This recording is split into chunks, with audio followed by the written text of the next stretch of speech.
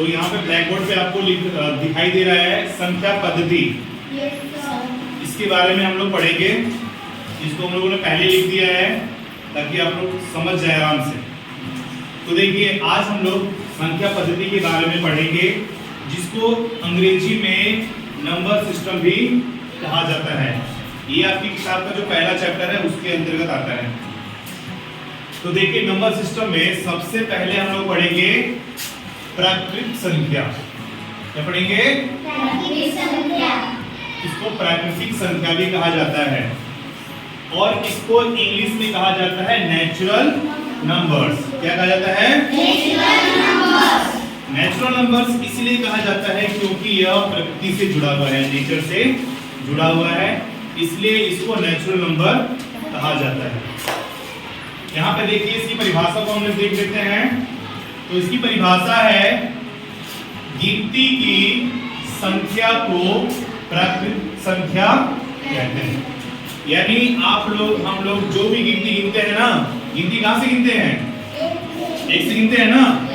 1 2 3 4 5 6 7 8 9 10। तो ये सब क्या है? ये सब गिनती की संख्या है और ये एक प्राकृतिक संख्या है। देखिए गिनती की सभी संख्या क्या होती है? प्राकृतिक संख्या होती है।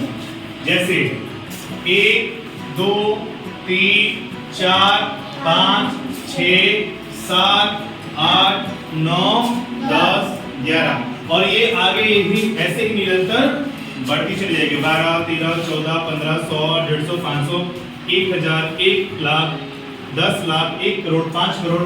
तो ये जब आगे तक बढ़ती जाएगी और जब इसका अंत नहीं होगा तो यह अनंत कहलाएगी। क्या कहलाएगी? अनंत। और अनंत को देखिए हम लोग ऐसे बनाते हैं, ये है अनंत का निशान। ठीक है ना। अनंत का मतलब होता है जिसका कोई भी अंत नहीं हो, उसको हम लोग क्या बोलते हैं? अनंत बोलते हैं, इनफिनाइट बोलते हैं। तो क्या है इसकी परिभाषा? गिनती की संख्या को प्राकृतिक संख्या कहते हैं। ये संख्या होती है 1 से प्रारंभ होती है, 1 2 3 4 5 6 7 8 9 10 और ये कहां तक जाती है? अनंत तक जाती है। ठीक है। यहाँ पे देखिए प्राकृतिक संख्या को कैपिटल N दिख रहा है ना। N फॉर क्या होता है? नेचुरल। N for natural. तो इसलिए प्राकृतिक संख्या को कैपिटल N से हम लोग दर्शाते हैं।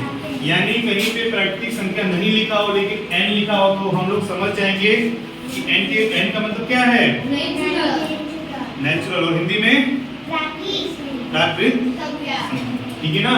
तो प्राकृतिक संख्या को हम लोग किससे दर्शाते हैं? कैपिटल N से। ठीक है, समझ गए? चलिए अब हम लोग दूसरे पे आते हैं। दूसरा जो है वो है पूर्ण संख्या। पूर्ण संख्या, पूर्ण संख्या जिसको इंग्लिश में होल नंबर कहा जाता है। क्या बोलते हैं? Whole number. Whole number, WHOLE, whole number. इसकी परिभाषा हम लोग देख लेते हैं। इसकी परिभाषा बहुत ही सरल है। इसलिए सरल है क्योंकि अगर हम लोग प्राकृतिक संख्या को जान गए तो हम लोग पूर्ण संख्या को आराम से जान सकते हैं। क्योंकि प्राकृतिक संख्या जो है और पूर्ण संख्या दोनों एक दूसरे के पूरक हैं। इनके दोनों जो पूर्ण संख्या है वो प्राकृतिक संख्या के बिना नहीं बन सकती है। क्यों नहीं बन सकती है? आइए हम लोग देखते हैं परिभाषा। तो परिभाषा है प्राकृतिक संख्या के परिवार में। ये क्या हो गया? प्राकृतिक संख्या का परिवार, फैमिली हो गई। यानी प्राकृतिक संख्या की फैमिली में, परिवार में क्या लगा दिया जाए? जीरो को शामिल कर देने से, यानी जब हम लोग जीरो को उसमें डाल देते हैं तो क्या बन जाती है? पूर्ण संख्या की हमको प्राप्ति हो जाती है। यानी 1 2 3 4 5 6 7 8 अनंत तक है ना।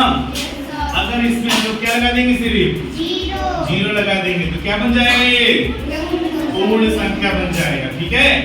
तो यहाँ भी देखिए 1 2 3 4 5 6 7 8 ये कहाँ तक जाएगी? अनंत तक, जिसका कोई भी अंत नहीं हो। वह उसके आगे बस हमको क्या लगा देना है? जीरो। यानी जीरो को इसमें शामिल कर लेना है, तब हमको क्या मिल जाएगा? पूर्ण संख्या। तो प्राकृतिक संख्या के परिवार में 0 को शामिल कर देने से पूर्ण संख्या की प्राप्ति होती है। जैसे 0, 1, 2, 3, 4, 5, 6 अनंत। ठीक है। और अब देखिए पूर्ण संख्या को किससे दर्शाते हैं? कैपिटल W से दर्शाते हैं। W का मतलब क्या होता है? होल। W का मतलब होल। यानी जहाँ पे पूर्ण संख्या न लिखा हो, W भी लिखा हो, तो हम लोग जान जाएंगे कि वहाँ पे क्या है? होल नंबर है। ठीक है। तो पूर्ण संख्या को हम लोग कैपिटल W से दर्शाते हैं। तो दो चीज हो गया आपका, प्राकृतिक संख्या और पूर्ण। ठीक है। तो अब हम लोग पढ़ेंगे पूर्णांक संख्या। पूर्णांक संख्या जिसको इंग्लिश में इंटीजर नंबर बोलते हैं। क्या बोलते हैं? इंटीजर नंबर बोलते हैं। तो इसकी जो परिभाषा है उसको हम लोग देख लेते हैं। बहुत इंपॉर्टेंट चीज है ये, क्योंकि इसमें हम लोग पढ़ेंगे ऋणात्मक के बारे में और धनात्मक के बारे में कि क्या होता है। इसकी परिभाषा देखते हैं। सभी पूर्ण संख्याओं और देखिए पूर्ण संख्या पढ़े हैं ना? अभी पढ़े हैं। क्या होती है पूर्ण संख्या? जीरो से लेकर कहां तक होती है? Very good. तो सभी पूर्ण संख्या जो 0 से लेकर कहां तक होती है? अनंत तक होती है। और दूसरा चीज है ऋणात्मक संख्या। ऋणात्मक संख्याओं के सम्मिलित समूह को पूर्णांक संख्या कहते हैं। सबसे पहले हम लोग ऋणात्मक जान लेते हैं क्या होता है। ऋणात्मक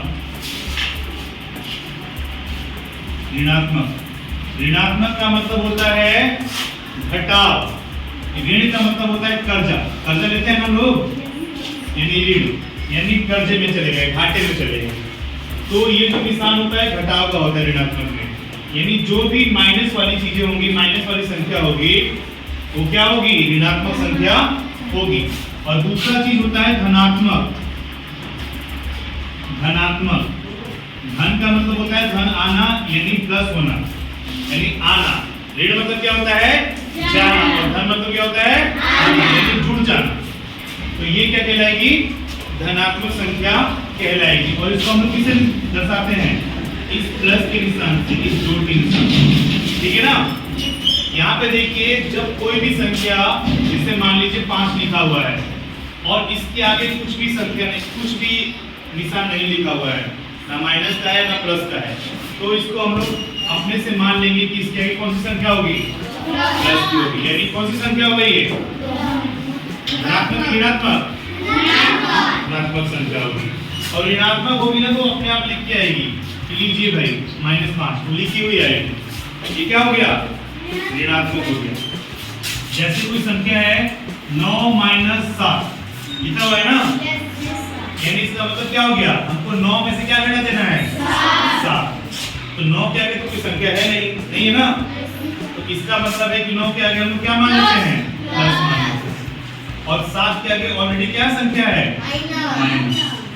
तो वैसे ही जो ऋणात्मक संख्या होगी उसके आगे पहले से ही इसका निशान, माइनस का निशान दिया रहेगा। तो यही होती है ऋणात्मक संख्या।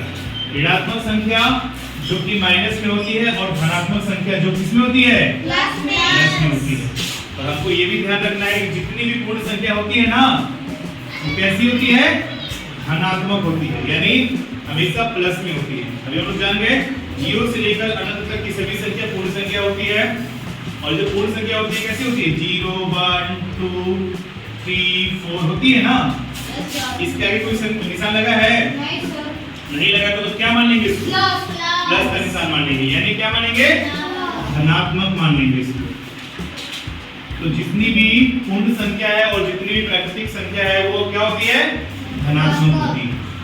तो आइए इस परिभाषा को हम लोग दोबारा देखते हैं कि सभी पूर्ण संख्या कहां से होती है? 0 से। 0, 1, 2, 3, 4, 5 डॉट डॉट डॉट कहां तक जाती है? अनंत तक चली जाती है। और ऋणात्मक संख्या, देखिए ऋणात्मक संख्या जो होती है ना हमेशा बाईं तरफ होती है, हमारे उल्टे साइड पे होता है। तो यहां से चालू करते हैं।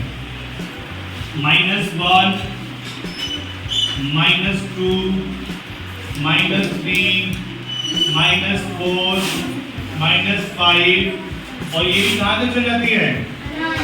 अनंत तक चल जाती है। यानी ये क्या से चालू होती है? माइनस माइनस होते चल जाती है, ये अनंत तक चली जाती है और फिर ये कहाँ से चल जाती है? 0 से लेकर 10 होते होते कहाँ चली जाती है? अनंत तक चली जाती है। तो देखिए परिभाषा इसमें आ गया कि सभी पूर्ण संख्या क्या है हमारी? ये पूर्ण संख्या हो गया और ऋणात्मक संख्या, ऋणात्मक क्या हो गई? ये माइनस की संख्या हो गई। इनके सम्मिलित समूह को, समूह मतलब होता है जिसको इकट्ठा किया जाता है। जब ये इकट्ठा हो जाए, जैसे इकट्ठा हो गया ना, इकट्ठा हो गया तो इनके सम्मिलित समूह को यानी जब इसको इकट्ठा कर लेंगे तो ये क्या कहलाएगी? हमारी पूर्णांक संख्या। क्या कहलाएगी? पूर्णांक संख्या। ठीक है, तो पूर्णांक संख्या में हम लोग लिख सकते हैं 5 भी लिख सकते हैं, 9 भी लिख सकते हैं, -7 भी लिख सकते हैं, -12 भी लिख सकते हैं, 0 भी लिख सकते हैं, 45 भी लिख सकते हैं। लिख सकते हैं ना? यानी इसमें प्लस का भी चिन्ह हो गया, माइनस का भी चिन्ह हो गया और 0 तो है ही ऑलरेडी। ठीक है, तो जिसमें माइनस भी हो और जिसमें क्या हो? पूर्ण संख्या हो 0 से लेकर अनंत तक, उसको हम लोग क्या बोलेंगे? पूर्णांक। समझ में आ गया? तो अब हम लोग पढ़ेंगे परिमेय संख्या। अगली जो संख्या है वो है परिमेय संख्या। इसको इंग्लिश में रैशनल नंबर भी कहा जाता है। देखिए इसकी परिभाषा क्या होती है? वह संख्या जिसे P/Q, बटा का सवाल किए हैं कभी आप लोग? बटा का सवाल किए हैं? हाँ, P/Q के रूप में लिखा जा सकता है। देखिए P/Q ऊपर वाले को क्या बोलते हैं? अंश। क्या बोलते हैं? और नीचे वाले को और बोलते हैं। ऊपर वाला होता है अंश और नीचे वाला होता है और। तो इसका मतलब कि वह संख्या जिसे P/Q यानी अंश और हर के रूप में लिख सकते हैं उसे हम लोग परिमेय संख्या कहते हैं। यानी जिसको P/Q के रूप में लिख देंगे वो क्या हो जाएगी? परिमेय संख्या। यहाँ देखिए यहाँ पर P और Q क्या है? पूर्णांक। वही पूर्णांक पढ़े हैं ना? क्या होता है पूर्णांक? सभी पूर्ण संख्या और ऋणात्मक संख्या क्या होगी? पूर्णांक। तो यहाँ पे P और Q जो है यानी धनात्मक भी हो सकती है, प्लस में भी हो सकती है और ऋणात्मक यानी माइनस में भी हो सकती है। और लेकिन यहाँ पे ध्यान रखना है Q बराबर 0 के नहीं होगा, यानी 0 नहीं होगा कभी भी Q। यानी Q को हम लोग कभी भी 0 नहीं लिख सकते हैं, नीचे 0 कभी भी नहीं होगा। तो यहाँ पे P और Q क्या है? पूर्णांक है।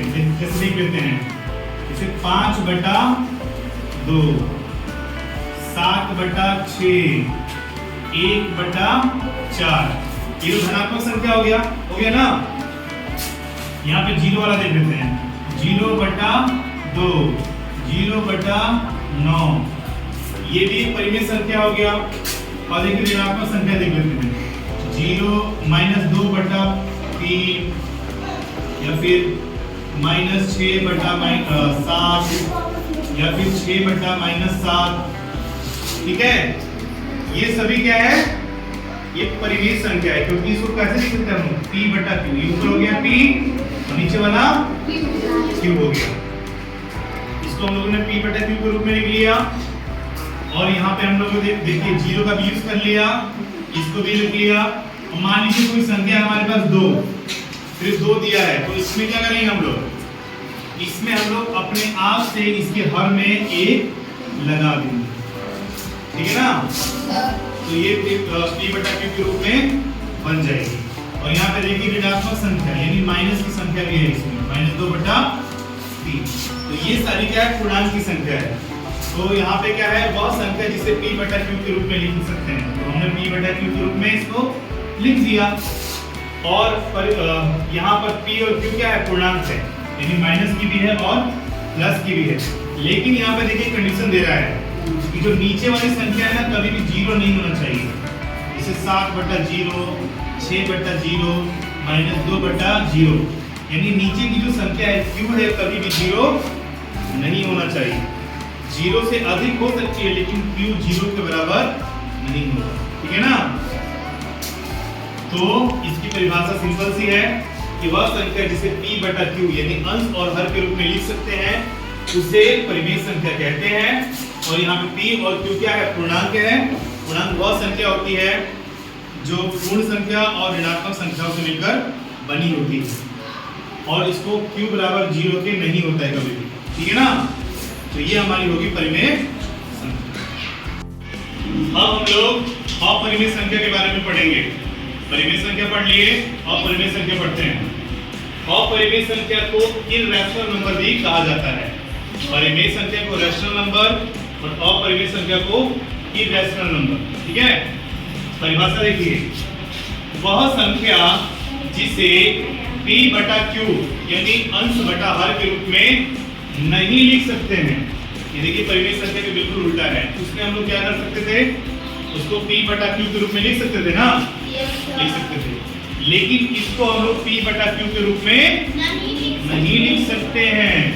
तो जिसको p बटा q के रूप में नहीं लिखा जा सके उसको हम लोग क्या बोलते हैं, अपरिमेय संख्या। जैसे √2, √3, √5, √11 या फिर 5। देखिए जब हम लोग इसके रूट को खोलेंगे, जब इसको हम लोग हल करेंगे तो ये पूर्ण रूप से हमारा हल नहीं होगा। √2 भी नहीं होगा, √3 भी नहीं होगा, √5 भी नहीं होगा, √11 भी नहीं होगा। और यहाँ पर देखिए एक है पाई। पाई का जो मान होता है वो होता है 22 बटा 7, ठीक है। जब इसको भी हम लोग हल करेंगे तो ये भी हमारा हल नहीं होगा। तो वह संख्या जिसको हम लोग हल नहीं कर सके या फिर p बटा q के रूप में नहीं लिख सके वो हमारी अपरिमेय संख्या कहलाती है। जब इसको हम लोग हल करने जाएंगे ना तो इसका जो हल होता जाएगा वो काफी लंबा आएगा, काफी लंबा होता चला जाएगा। तो ये कभी भी हल नहीं हो सकता है। तो इसलिए क्या है, ये सब अपरिमेय संख्या होगी। तो वह संख्या जिसको p बटा q यानी अंश और हर के रूप में नहीं लिख सकते हैं अपरिमेय संख्या कहलाती है, ठीक है। Yes, sir.